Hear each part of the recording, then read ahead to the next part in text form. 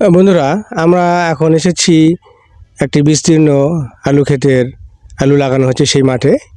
এখানে কৃষি শ্রমিকরা কিভাবে কাজ করে সে বিষয়ে আমরা কথা বলেছি তার সঙ্গে। আপনারা এই বিষয়টি শুনুন।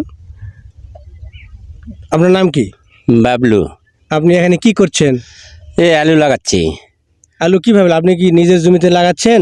না, এই মানুষের মানুষের জমি। কাজ কিভাবে করছে। আপনি দিন হিসাবে নাকি কি হিসাবে কাজ করছেন? চুক্তি। এখানে আপনারা কতজন আছেন? 20 জন। তো চুক্তি কি পার বিঘা হিসাবে? হ্যাঁ, পার বিঘা কত টাকা করে দিতে হয়? 2500 2500 টাকা করে আপনারা পাবেন।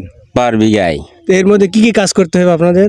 এ সার ছিটান লাগবে, জমি সমান করা লাগবে, সার ছিটান লাগবে, আলু বসানো লাগবে, তার ভিতরে এই যে খুঁটু করা লাগবে। মানে এগুলো মাটি যেগুলো তুলে দেওয়া হয় হ্যাঁ। সেই কাজগুলো করবেন। এতে আপনারা 2500 টাকা পার বিঘা পাবেন। হ্যাঁ, তা এতে আপনাদের কিরকম পার ডে আসে?